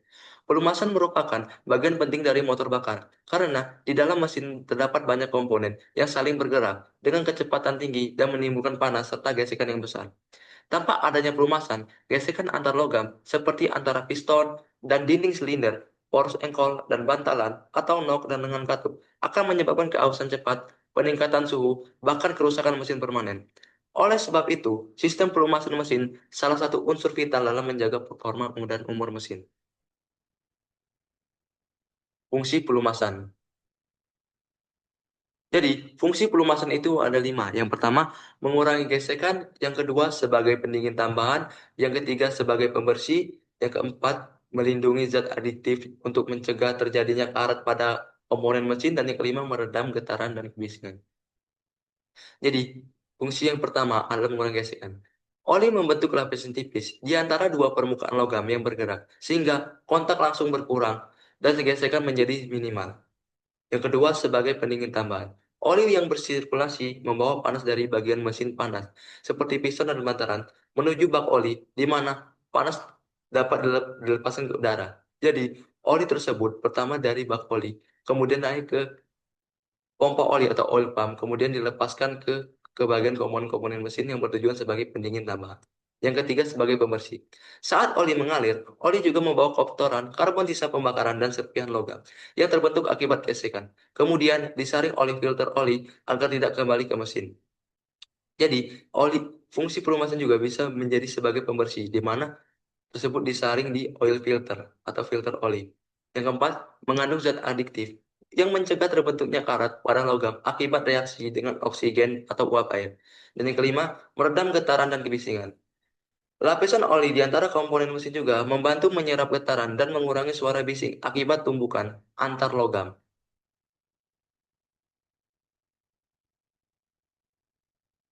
Prinsip kerja sistem pelumasan. Jadi, prinsip kerja sistem pelumasan yang pertama adalah sistem pelumasan pada mesin berfungsi untuk mengurangi gesekan antar komponen-komponen logam yang bergerak, seperti piston, force ankle, dan katup. Prinsipnya, dasarnya adalah mengalirkan oli ke seluruh bagian mesin yang bergerak agar terbentuk lapisan tipis di antara permukaan logam, sehingga gesekan dan keausan dapat diminimalkan. Selain itu, sistem pelumasan juga berperan penting dalam mendinginkan, membersihkan, dan melindungi bagian mesin dari karat atau kotor. Cara kerjanya dimulai dari penampungan oli di bak oli atau oil pan yang berada di bagian bawah mesin. Dapat kita lihat sini oil pan di bawah sini sebagai penampung dari oli tersebut. Kemudian oli disedot ke pompa oli atau oil pump untuk dialirkan ke bagian seluruh mesin. Dapat kita lihat di sini ada oil pump yang berfungsi untuk menyedot oli dari bak oli yang berfungsi untuk mengalirkannya ke seluruh bagian komponen mesin. Selanjutnya, sebelum masuk ke saluran utama, oli melewati saringan oli atau oil filter untuk menyaring kotoran, serpihan logam, atau karbon hasil pembakaran agar tidak menyumbat saluran oli. Dapat kita lihat juga di sini ada oli filter atau oil filter, di mana tujuannya berfungsi ketika oli dari bak oli tersebut diserap oleh oil pump, sebelum itu disaring dulu di oli filter. Setelah disaring baru disalurkan ke bagian komponen-komponen mesin. Setelah disaring, oli didorong menuju bagian-bagian penting seperti poros engkol, poros knob, dinding silinder, piston, katup, dan gear timing. Jadi kurang lebih seperti itu konsep dasar atau prinsip kerja pada sistem pelumasan. Ditampung di bak oli, kemudian ditarik atau dihisap oleh oil pump sebelum disalurkan ke bagian mesin. Oli tersebut disaring dulu terlebih dahulu. Setelah disaring, oli tersebut dibagi ke seluruh mesin yang bertujuannya agar untuk mengurangi gesekan, mengurangi panas pada mesin, dan mengurangi keausan pada sistem-sistem komponen mesin tersebut. Dan siklus tersebut berulang terus-menerus sampai mesin berhenti. Jenis-jenis sistem pelumasan. Jadi, jenis-jenis sistem pelumasan, yang pertama ada sistem pelumasan percikan, yang kedua ada sistem pelumasan tekanan, yang ketiga ada sistem pelumasan campuran, dan yang keempat ada sistem pelumasan gabungan. Jadi, sistem pelumasan percikan adalah oli dipercikan oleh sendok kecil pada poros engkol ke bagian mesin yang bergerak. Digunakan pada mesin kecil atau sederhana. Yang kedua, sistem pelumasan tekanan. Oli dipompa ke seluruh bagian mesin menggunakan pompa oli. Umumnya digunakan pada mesin 4 tak dan kendaraan modern. Yang ketiga, sistem pelumasan campuran. Oli dicampurkan ke bahan bakar bensin. Umumnya pada mesin 2 tak, seperti sepeda motor lawas dan mesin portabel. Contohnya mesin 2 tak adalah Ninja, Fish Air, Air King, dan mesin portabel seperti mesin gergaji Shinsu. Sistem pelumasan gabungan. Menggabungkan sistem tekanan dan percikan cocok untuk mesin kecil 4 tak seperti motor bebek. komponen-komponen dari sistem pelumasan. Yang pertama ada bak oli, di mana bak oli tersebut berfungsi sebagai tempat penampungnya oli di bagian bawah mesin. Yang kedua, ada pompa oli. Pompa oli berfungsi untuk memompa oli dari bak oli ke seluruh bagian mesin. Yang ketiga, saringan kotoran. Saringan kotoran ini merupakan bagian penting di mana untuk menyaring kotoran dan partikel logam agar tidak ikut bersirkulasi. Yang keempat, katup tekanan. Katup tekanan berfungsi untuk mengatur tekanan oli agar tidak terlalu tinggi dan merusak sistem. Dan yang kelima, saluran oli. Jalur oli menuju bagian-bagian mesin yang perlu dilumasi. Serta ada indikator oli yang di mana berfungsi untuk memberikan informasi tekanan oli pada panel-panel indikator di kendaraan. Komponen-komponen tersebut saling berikatan ya. Oke. Akibat jika sistem Akibat jika sistem pelumasan tidak bekerja. Apa sih akibat jika sistem pelumasan tidak bekerja pada motor bakar? Yang pertama, dapat menyebabkan komponen cepat aus dan rusak. Yang kedua, mesin cepat panas atau overheating. Yang ketiga, terjadi gesekan berlebihan dan macet. Di mana ketika pelumasan tidak bekerja, maka terjadi gesekan yang menyebabkan keausan pada komponen yang dapat merusak komponen dan menyebabkan macet pada komponen tersebut. Yang keempat, kita dapat dengar itu dari bunyinya. Bunyi mesin tersebut menjadi kasar. Yang kelima, daya dan performa mesin menjadi turun drastis. Lanjut materi berikutnya itu sistem pendinginan. Dapat kita lihat pada gambar di samping itu skematik sistem pendinginan. Ini sistem pendinginan radiator menggunakan air, bukan menggunakan udara atau yang disebut water radiator, water radiator. Sistem pendinginan pada motor bakar adalah suatu sistem yang berfungsi untuk menjaga suhu mesin agar tetap berada dalam kondisi kerja yang ideal. Saat proses pembakaran, bahan bakar terjadi di dalam ruang bakar. Suhu mesin dapat meningkat sangat tinggi akibat panas pembakaran dan gesekan antar komponen seperti piston, silinder, dan katup. Jika panas tersebut tidak dikendalikan, maka dapat menyebabkan mesin mengalami overheating yang berakibat pada kerusakan komponen, penurunan performa, bahkan kerusakan total pada mesin. Oleh karena itu, sistem pendinginan berperan penting dalam menyerap, mengalirkan, dan membuang panas berlebih. Jadi, dapat kita lihat skematiknya. Yang pertama, radiator yang kotak ini. Radiator diisi oleh air, tapi bukan air biasa, itu air coolant secukupnya atau yang sudah ditentukan. Kemudian, dari radiator disalurkan melewati downflow radiator. Setelah melewati downflow radiator, kemudian dilewati lower radiator hose melalui selang tersebut. Disalurkan, setelah disalurkan dia akan menuju ke water pump. Dari water pump ini terdapat dua penyaluran di mana disalurkan ke bagian bawah atau cooling jacket untuk mesin, kemudian akan naik kembali ke bypass hose. Nah, di sini ada dua jalur di mana bypass hose ada yang juga mengarah ke heater core atau heater hose. Jadi di sini ada yang langsung balik ke radiator dan ada juga yang mengalir dulu ke heater hose. Jadi siklus tersebut berulang terus-menerus sampai saat mesin berjalan dan siklus tersebut berhenti ketika mesin berhenti. Tujuan utama sistem pendinginan. Jadi, tujuan utama sistem pendinginan adalah pertama, menjaga suhu kerja mesin stabil agar tidak terlalu panas atau terlalu dingin. Yang kedua, meningkatkan efisiensi pembakaran bahan bakar. Yang ketiga, memperpanjang umur komponen mesin seperti piston, silinder, katup, dan kepala silinder. Yang keempat, menjaga kualitas oli pelumas agar tidak cepat menguap atau rusak. Dan yang ketiga, yang terakhir, menghindari distorsi logam akibat pemuaian yang berlebih. Jenis-jenis sistem pendinginan. Jadi, ada dua jenis sistem pendinginan. Yang pertama, ada sistem pendinginan udara atau air cooling system. Dan yang kedua, ada sistem pendinginan air atau water cooling system. Jadi, sistem pendinginan udara, air cooling system, menggunakan aliran udara untuk membuang panas dari mesin. Yang kedua, panas mesin dilepas melalui sirip-sirip pendingin atau cooling fins di sekitar silinder dan kepala silinder. Banyak digunakan pada sepeda motor, mesin 2 tak, dan mesin kecil portable. Kelebihan dari sistem pendinginan udara adalah yang pertama, konstruksi sederhana dan ringan. Yang kedua, perawatan atau biaya perawatan lebih murah. Dan yang ketiga, tidak membutuhkan radiator atau air pendingin. Kekurangan dari sistem pendinginan udara tersebut adalah pendinginan tidak merata pada semua bagian mesin, kurang efektif untuk mesin besar dan atau mesin dengan putaran tinggi, serta suara mesin cenderung lebih keras.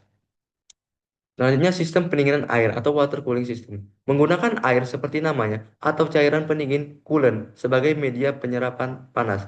Jangan gunakan air biasa ya, karena beda fungsinya. Jika menggunakan air biasa, maka radiator tidak dapat bekerja sebagaimana mestinya. Yang kedua, air bersirkulasi melalui saluran air atau water jacket dan sekitar silinder, lalu menuju radiator untuk didinginkan. Umumnya digunakan pada mobil, motor 4 tak besar, dan mesin industri. Kelebihannya, pendinginan lebih stabil dan merata, mesin dapat bekerja dalam waktu lama, serta suara mesin lebih halus. Kekurangannya, konstruksi lebih rumit dan berat, membutuhkan perawatan rutin, penggantian coolant, radiator, dan pompa air. Komponennya.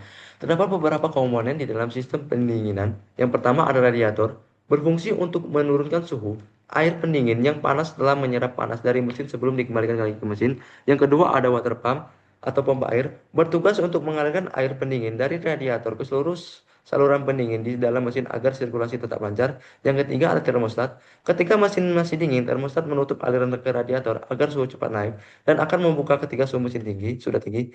Yang keempat, ada kipas pendingin cooling fan, berfungsi membantu mempercepat proses pendinginan dengan mengalirkan udara melalui sirip-sirip radiator. Yang kelima, saluran air pendingin atau water jacket merupakan ruang di sekitar silinder dan kepala silinder tempat air pendingin bersirkulasi untuk menyerap panas dari mesin. Dan yang terakhir ada tutup radiator, berfungsi untuk menjaga tekanan di dalam sistem pendinginan agar titik didih air pendingin meningkat serta mencegah air mendidih terlalu cepat. Prinsip dan cara perawatannya. Jadi, prinsip kerja sistem pendinginan adalah yang pertama, ketika mesin hidup, pompa air mengalir coolant dari radiator ke water jacket. Kemudian, cairan menyerap panas dari mesin dan kembali ke radiator. Setelah itu, radiator dan kipas membuang panas ke udara. Termostat mengatur aliran air sesuai suhu mesin. Dan yang kelima, proses ini berulang terus selama mesin menyala. Cara perawatannya, yang pertama, cek ketinggian air radiator secara rutin. Jika berkurang maka ditambahkan dengan coolant. Yang kedua, gunakan coolant khusus, jangan air biasa. Karena air biasa beda fungsinya dengan coolant. Karena coolant dirancang khusus untuk mendinginkan bagian mesin dan cocok untuk radiator. Yang ketiga, bersihkan sirip radiator dari debu dan kotoran. Yang keempat, periksa kipas termostat secara berkala.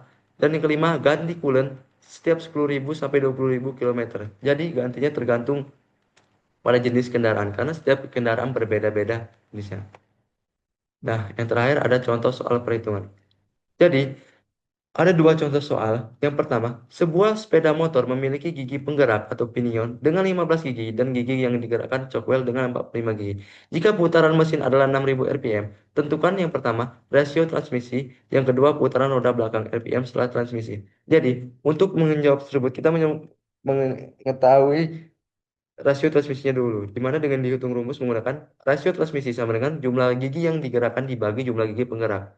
Didapat hasil itu, rasio transmisinya adalah 45 per 40 15 sama dengan 3. Jadi rasio transmisinya adalah 3:1, di mana roda belakang berputar satu kali setiap 3 kali putaran mesin.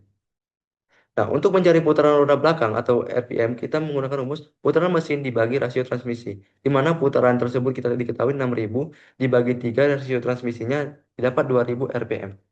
Selanjutnya pada soal perhitungan kedua, pada sistem pelumasan mesin mobil, pompa oli mengalirkan oli dengan debit 3 liter per menit ke seluruh bagian mesin. Tekanan yang dihasilkan oleh pompa oli adalah 250 kilopascal. Jika mesin bekerja selama 10 menit, berapa volume total oli yang dipompa dan berapa energi kerja fluida yang dilakukan pompa selama waktu tersebut dalam bentuk kilojoule. Jadi, untuk menghitungnya kita menggunakan rumus W sama dengan P kali V, di mana dengan tekanan P dalam kilopascal dan volume dalam liter air. Jadi, jadi diketahui debit airnya atau aliran olinya 3 liter per menit, waktu kerjanya 10 menit, dan tekanan pompanya 250 kilopascal. Ditanya volume total yang dipompa dan energi kerja fluida. Jadi untuk menghitungnya pertama, V sama dengan debit dikali waktu, di mana V sama dengan 3 liter per menit dikali 10 menit, sama dengan 30 liter. Didapat volume total oli adalah 30 liter. Dan selanjutnya menghitung energi kerja fluida. Kita menggunakan rumus W sama dengan P kali V. W sama dengan 250 kilopascal dikali 30 liter, didapat hasil 7.500 kilopascal per liter. Karena 1 kilopascal per liter sama dengan 0,001 kilojoule, maka 7.500 dikali 0,001 sama dengan 7,5 kilojoule. Baik, mungkin sekian yang dapat saya presentasikan. Kurang lebihnya mohon maaf. Terima kasih. Baik, di sini saya akan melanjutkan materi selanjutnya yaitu sistem kelistrikan.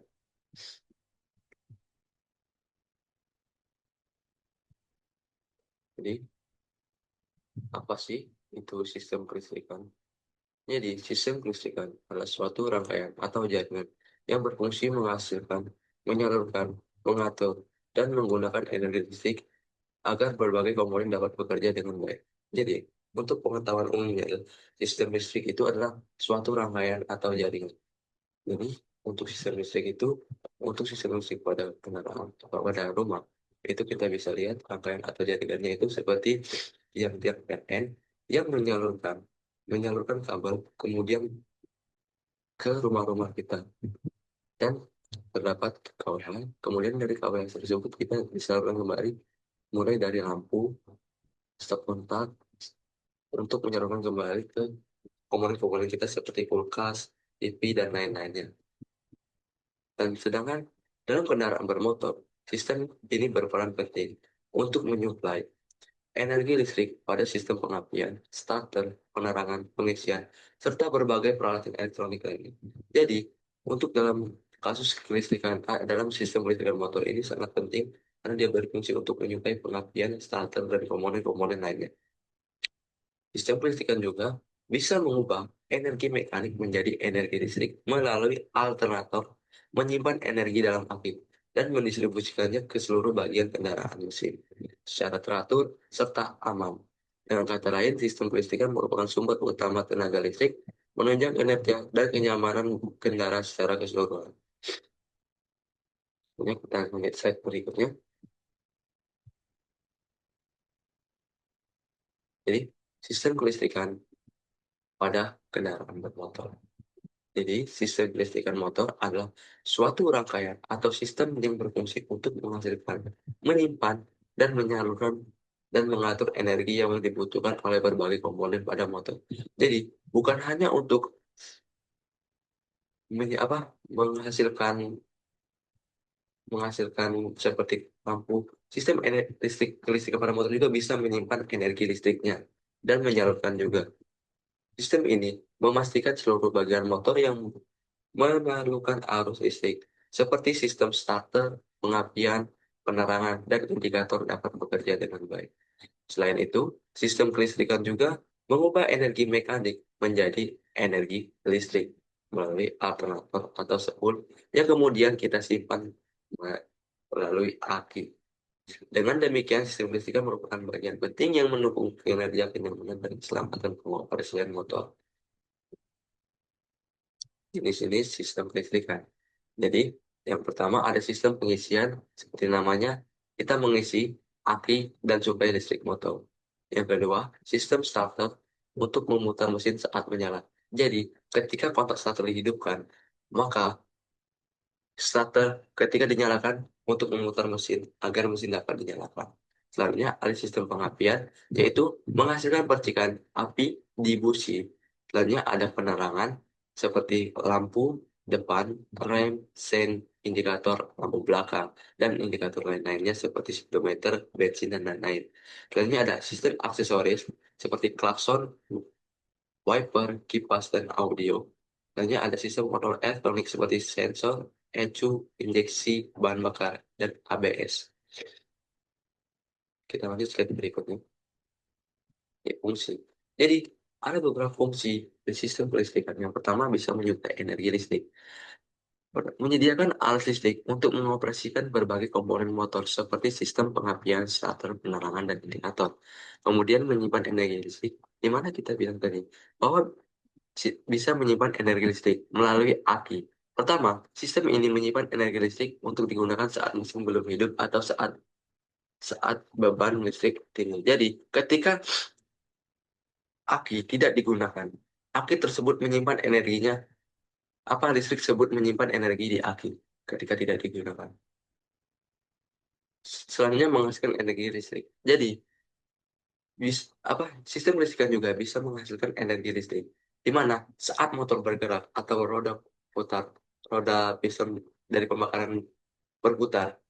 Putaran itu mengubah energi mekanik menjadi energi listrik yang selanjutnya diisi ke aki. Jadi, listrik yang dihasilkan dari alternator tersebut diisi ke aki dan menyuplai sistem lainnya. Selanjutnya, mengatur dan mendistribusi arus listrik.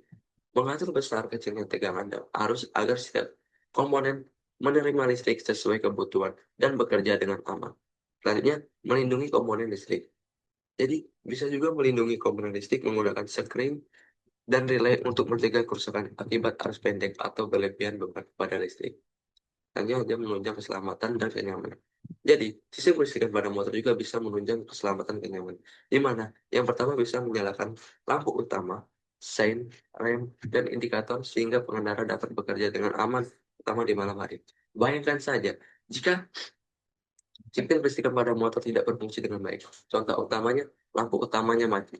Kita tidak dapat berkendara di malam hari. Dan itu bisa menyebabkan kita terjatuh karena tidak bisa melihat jalan. Entah jalan itu ada lubang atau ada halangan di depannya. Dan selain itu juga, sen berfungsi untuk mengetahui pengendara lain, agar pengendara lain tahu bahwa kita itu mau belok kemana atau mau mengarah kemana. Jika sen tidak ada, maka dapat dipastikan kita bisa tertabrak oleh pengendara yang ada di belakang kita. Misalnya rem, dan selanjutnya ada indikator. Indikator yang lainnya seperti indikator speedometer, sen, lampu rem, kuning, dan lain-lainnya. Selanjutnya ada komponen. Jadi ada beberapa komponen. Yang pertama aki, di mana menyimpan dan menyuplai arus listrik ke seluruh sistem kelistrikan kendaraan. Dapat kita lihat di sini aki di bawah jok motor. Jadi aki disimpan di sini. Ini adalah gambar untuk motor bebek atau motor bebek, motor belum modern. Selanjutnya ada kunci kotak atau ignition switch, menghubungkan atau memutus arus listrik dari aki ke sistem kelistrikan. Jadi, ketika kunci kontak di sini, kunci kontak terletak sebelah kanan. Ketika kunci kontak dicetek atau diputuskan, maka ini memutus arus listrik dari aki. Jadi, arus listrik dari aki ini diputus. Nah, ketika dihidupkan, maka arus listrik dari aki ini hidup kembali atau tersambung kembali ke bagian-bagian yang lain. Selanjutnya ada alternator atau generator yang menghasilkan listrik saat mesin hidup dan mengisi ulang lagi. Nah, dapat kita lihat alternator ditunjuk pada kursor ini. Ini adalah alternator.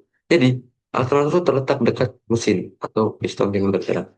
Ketika ketika mesin dijalankan atau dinyalakan, maka alternator ini akan menghasilkan energi listrik, di mana yang energi mekanik tersebut yang berputaran dari piston berubah menjadi energi listrik melalui alternator tersebut. Kemudian, setelah berubah menjadi energi listrik, kemudian disimpan ke aki. Nah, setelah disimpan ke aki, maka siklus tersebut berulang-ulang. Ketika motor berjalan, maka alternator tersebut akan mengubah energi mekanik menjadi energi listrik, kemudian menyimpannya melalui aki. Misalnya ada regulator. Regulator di sini, atau di sini, karena tidak ada penunjuknya, ini regulator. Terletak pada tunjuk kursor ini.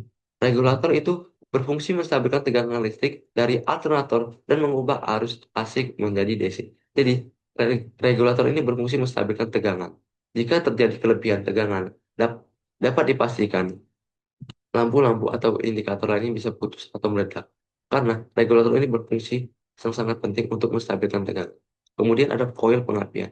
Nah, koil pengapian ini berfungsi untuk menaikkan tegangan listrik. Di mana koil pengapian bisa terletak di sini untuk menghasilkan percikan busi. Jadi, pengapian tersebut dinaikkan atau menaikkan tegangan listrik setinggi menaikkan tegangan listrik dengan tinggi. Agar apa? Agar busi dapat memercikan api. Dan ini ada busi. Busi pak menghasilkan percikan api di ruang bakar untuk membakar campuran udara dan bahan bakar. Jadi, busi juga berfungsi untuk menghasilkan percikan api di mana agar dapat menjadi ruang bakar untuk membakar campuran bahan bakar dan udara yang ada di ruang bakar. Kemudian ada motor starter. Motor starter atau untuk starternya itu mengubah energi listrik dari aki menjadi tenaga mekanik untuk memutar poros engkol saat mesin hidup. Kemudian ECU. Nah, untuk gambar skematik ini atau gambar komponen ini tidak ada ECU karena ini adalah motor motor yang motor yang lama, bukan motor modern seperti motor-motor zaman sekarang yang menggunakan ecu atau injeksi. Jadi, ecu untuk mengatur kerja sistem kelistrikan mesin berdasarkan data sensor. Jadi, ecu itu bisa juga untuk mengatur bahan bakar bensin dan kapan keluarnya dan kapan disemprotkannya bahan bakar bensin tersebut. Selanjutnya ada sensor-sensor, mendeteksi kondisi mesin seperti suhu, tekanan, dan putaran, dan mengirimkan data ke ecu. Nah, untuk sistem ini juga sangat sangat minim sensor atau bisa dibilang tidak ada sensor. Karena ecu itu sangat rumit, jadi pasti membutuhkan sensor. Yang selanjutnya adalah lampu dan aksesoris kelistrikan. Nah, seperti yang sudah dijelaskan di slide sebelumnya, aksesoris itu sangat penting karena untuk keselamatan kita dan kenyamanan berkendara. Bayangkan saja jika kita berkendara di malam hari tidak ada lampu depan ini atau lampu utama, maka kita tidak tidak akan nyaman dan kita akan membutuhkan penerangan lainnya seperti senter atau senter HP dari HP kita. Kemudian aksesorisnya dapat kita lihat pertama ada lampu belakang, sebelah kanan kirinya itu lampu sen, kusen, kanan kiri, depan. Di sini ada speedometer dan indikator bensinnya. Jadi sistem kelistrikan itu sangat-sangat penting untuk menunjang komponen pada sistem motor bakar. Jadi berdampingan lah, bisa dibilang berdampingan. Hanya cara kerja. Jadi dapat kita lihat ini skematiknya untuk cara kerja pada motor Beat atau Honda Beat. Saat kunci kontak dihidupkan atau posisi on, jadi dapat kita lihat di kursor saat kunci kontak dihidupkan. Nah, arus listrik dari aki mulai mengalir ke seluruh sistem kelistrikan. Nah, di sini arus listrik dari aki set, mulai mengalir dari sistem kelistrikan semuanya, mulai mengalir ya. Nah, ketika kunci kontak diputar, geser dulu ini karena foto. Nah, ketika kunci kontak diputar, posisi start, arus listrik dari aki dialirkan ke motor starter menggunakan starter dan force angle sehingga mesin mulai berputar untuk memulai proses pembakaran. Jadi, ketika kunci kontak diputar, ini arus listrik dialirkan kemudian kita starter. Nah, ketika kita starter, maka force Engkol itu bekerja berputar untuk menghidupkan motor itu, proses pembakarannya. Nah, habis itu setelah sistem pengapian bekerja, saat force Engkol berputar, koil pengapian menaikkan tegangan listrik dari aki menjadi ribuan volt. Tegangan tegangan tinggi tersebut dikirim ke busi untuk memercikan api yang membakar campuran udara dan bahan bakar di ruang bakar. Selanjutnya ada alternator mulai menghasilkan listrik. Jadi, setelah mesin hidup, alternator juga dapat menghasilkan listrik mana jelaskan sebelumnya mengubah energi mekanik dari putaran force Engel menjadi energi listrik. Kemudian disimpan di aki tersebut. Kemudian bisa menyuplai daya ke seluruh sistem kelistrikan kendaraan. Regulator. Nah, fungsi regulator juga sangat penting, yaitu menstabilkan tegangan listrik yang dihasilkan dari alternator agar bekerja tidak berlebihan dan aman bagi semua komponen. Jika tidak ada regulator dapat dipastikan maka akan terjadinya ledakan pada sistem-sistem indikator seperti lampu dan komponen-komponen lainnya. Maksudnya sistem kontrol elektronik atau ECU, yaitu mengatur waktu pengapian, injeksi bahan bakar, dan sistem sensor berdasarkan kondisi mesin agar mesin bekerja sistem efisien dan bertenaga. Selanjutnya ada sistem penerangan dan aksesoris. Nah, selanjutnya ada listrik dan alternator juga digunakan untuk menyalakan lampu-lampu, klakson, wiper, dan komponen lainnya saat mesin hidup.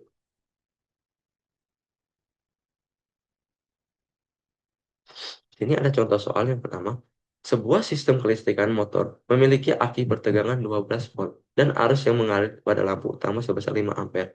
Hitunglah daya listrik P yang digunakan oleh lampu tersebut.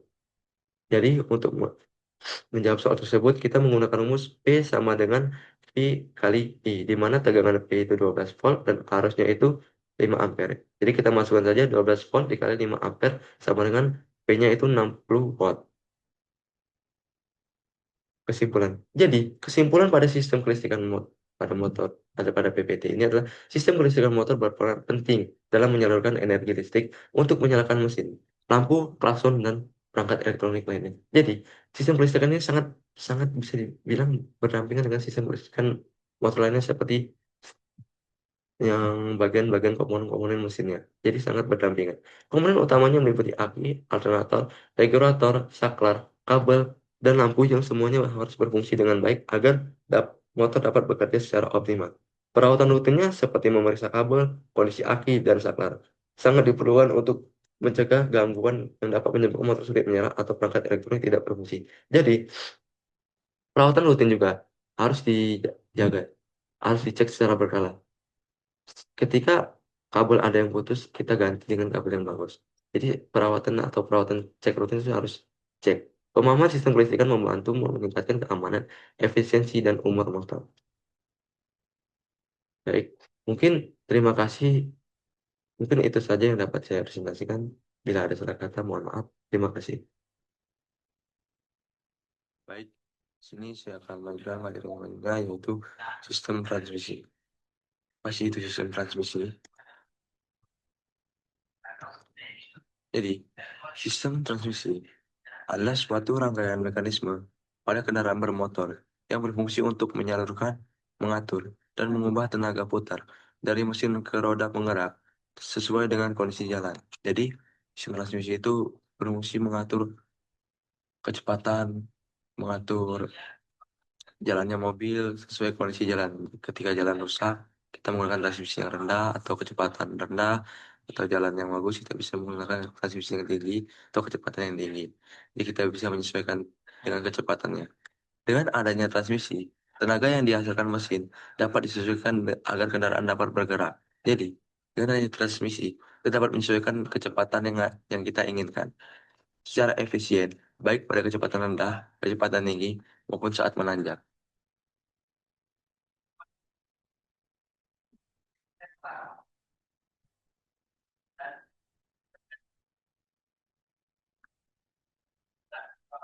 Jenis sistem transmisi. Jadi, pertama, ada jenis sistem transmisi manual. Sistem transmisi manual adalah jenis perpindahan tenaga pada kendaraan, di mana pengemudi harus secara aktif mengoperasikan kopling memindahkan gigi secara manual untuk menyesuaikan rasio putaran mesin dengan kecepatan kendaraan. Sistem ini menggunakan kopling, tuas peneling, dan roda gigi seat sebagai komponen utama untuk mentransmisikan tenaga dari mesin ke roda. Dengan sistem ini, pengemudi memiliki kontrol penuh terhadap rasio gigi yang digunakan, sehingga dapat menyesuaikan performa kendaraan dengan kondisi jalan, beban kendaraan, dan gaya berkendara. Transmisi manual memberikan efisiensi tenaga yang tinggi karena tidak ada kehilangan tenaga yang signifikan, seperti pada torque converter pada transmisi otomatis. Sistem ini juga biasanya lebih mudah dirawat dan lebih tahan lama, karena komponennya lebih sederhana dibanding transmisi otomatis. Namun, transmisi manual juga memerlukan keterampilan dan konsentrasi pengemudi dalam mengatur kopling dan perpindahan gigi, sehingga membuat pengemudi cepat lelah pada kondisi lalu lintas padat.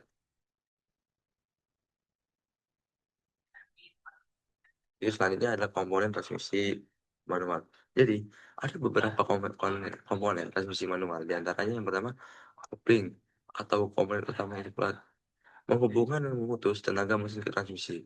Kedua, ada flywheel atau roda gila, menyimpan energi putar dan menyalurkan tenaga ke kopling. Yang ketiga, ada gearbox, mengubah rasio gigi agar sesuai kecepatan dan torsi. Yang keempat, ada tuas persneling, mengatur perpindahan gigi secara manual.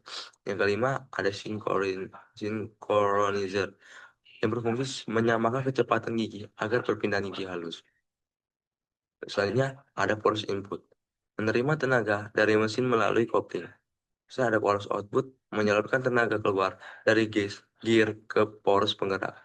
Poros penggerak mengirimkan tenaga dan transmisi ke diferensial dan roda.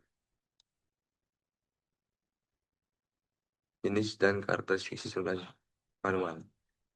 Jadi, jenis dan karakteristik sistem manual adalah: pertama, tenaga dari mesin diteruskan ke kopling.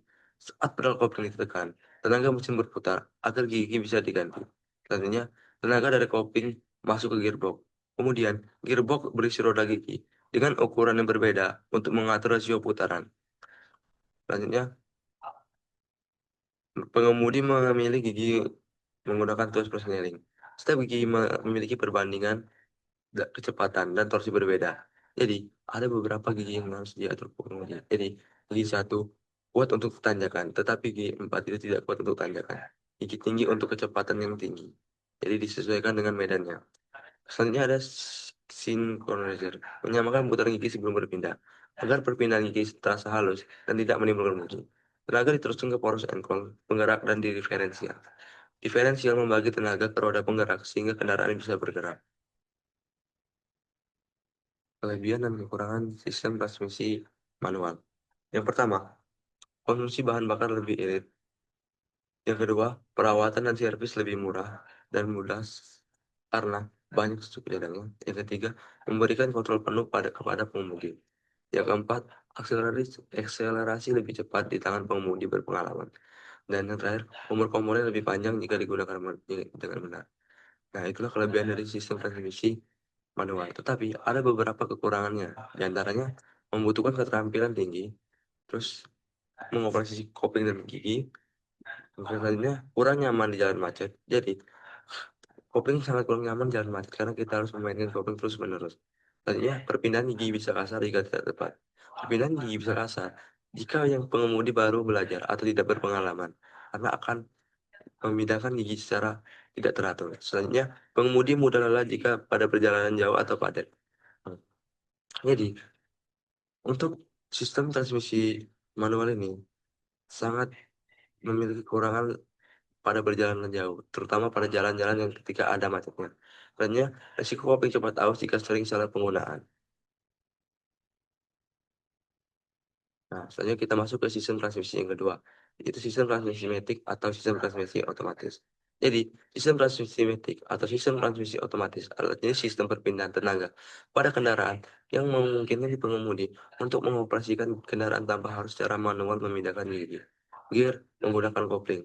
Serta, sistem ini bekerja secara otomatis menyesuaikan rasio gigi sesuai dengan kecepatan kendaraan, putaran mesin, dan beban, sehingga memberikan kenyamanan dalam berkendara. Selain itu, transmisi matic dirancang untuk meningkatkan efisiensi penggunaan tenaga, mesin, dan konsumsi bahan bakar dengan memaksimalkan rasio gigi yang tepat. Pada setiap kondisi berkendara, sistem ini juga mengurangi risiko kesalahan pengoperan gigi yang sering terjadi pada transmisi manual, sehingga aman digunakan oleh pengemudi pemula maupun profesional. Dengan adanya transmisi matic, kendaraan dapat bergerak lebih halus dan responsif, terutama saat menghadapi kemacetan, tanjakan, atau pergantian kecepatan secara tiba-tiba.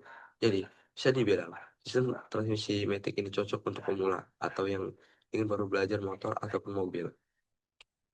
Berbeda halnya dengan yang kopling tadi yang dijelaskan oleh Bang. Selanjutnya, ada komponen sistem transmisi matic. Jadi, ada beberapa komponen pada sistem transmisi matic. Di antaranya, yang pertama, torque converter. Berfungsi untuk menggantikan fungsi kopling untuk menyalurkan tenaga dari mesin ke transmisi secara halus. Jadi, saat menyalurkan tenaga, dia bisa sangat halus, bahkan lebih halus dari transmisi kopling tersebut. Yang kedua, ada planetary gear set, mengatur rasio gigi secara otomatis untuk menghasilkan percepatan dan kecepatan berbeda. Yang ketiga, ada clutch peg, menghubungkan roda gigi tertentu saat perpindahan gigi berlangsung. Yang selanjutnya ada brake band, menahan bagian gigi tertentu agar menghasilkan rasio gigi tertentu. Selanjutnya ada hydraulic control system, mengatur tekanan oli yang menggerakkan kopling dan brake pad. Selanjutnya ada valve body, mengarahkan aliran fluida sesuai kecepatan dan posisi pedal gas. Selanjutnya ada oli pump, memompa oli untuk pelumasan dan sistem hidrolik. Selanjutnya ada transmisi fluida atau oli transmisi, melumasi, mendinginkan, dan membantu sistem hidrolik bekerja. Ini ada cara kerja sistem transmisi matic. Jadi, cara kerjanya yang pertama adalah tenaga dari mesin masuk ke torque converter. Kemudian, fluida di dalam torque converter menyalurkan tenaga secara halus. Selanjutnya, tekanan fluida diatur oleh hydraulic control system. Dan tekanan ini menggerakkan clutch peg dan brake band sesuai kondisi kendaraan. Ini ada planetary gear set, mengubah rasio gigi secara otomatis.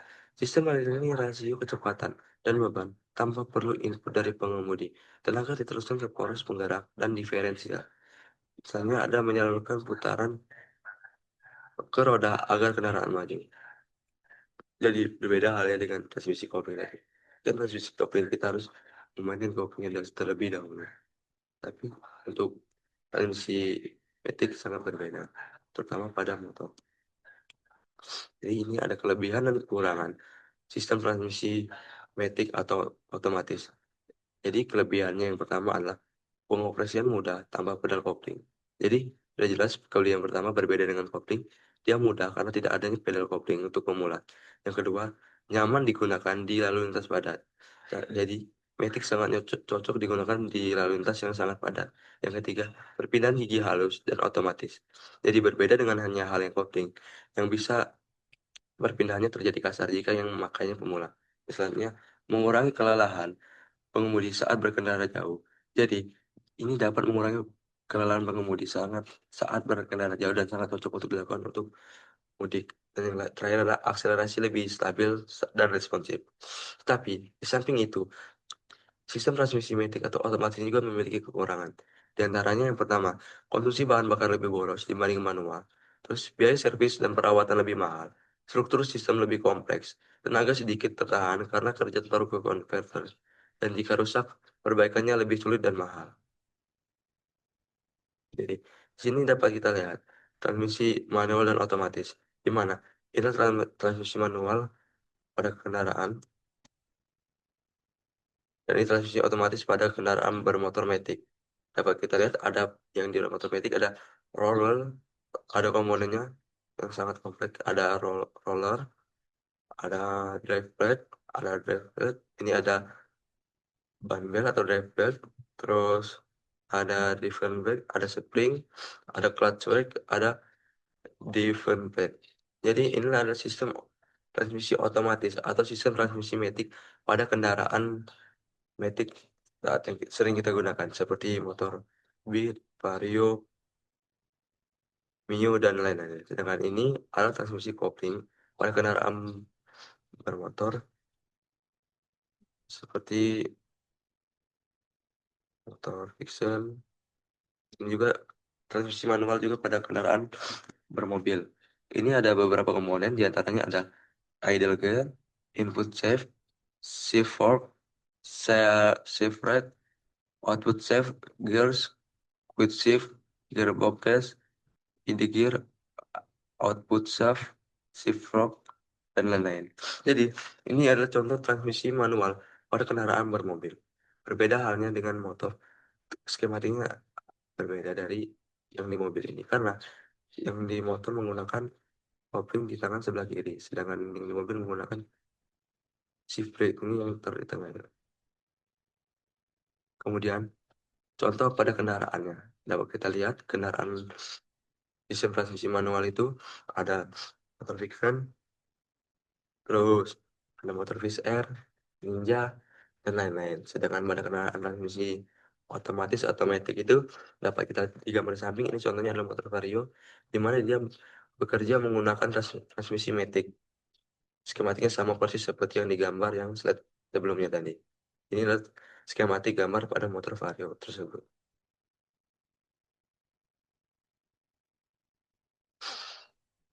Dan untuk kelebihan dan kekurangannya sangat berbanding terbalik disesuaikan dengan kondisi.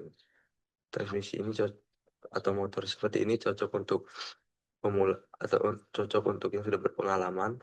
Sedangkan motor metik ini ada cocok untuk pemula yang baru ingin belajar belajar naik motor.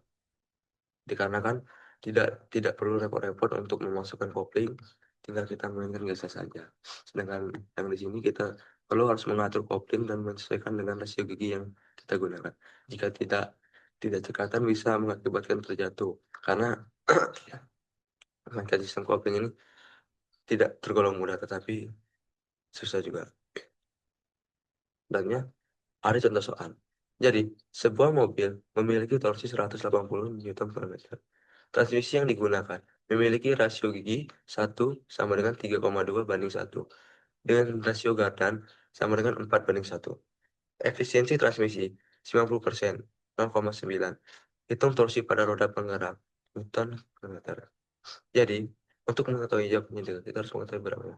Diketahui, T mesin sama dengan 180 Newton per meter. I gearnya yaitu I rasio giginya itu 3,2.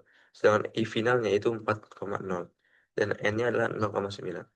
Jadi kita menggunakan rumus T roda sama dengan T mesin dikali I gear dikali I final dikali N. Kita masukkan angkanya.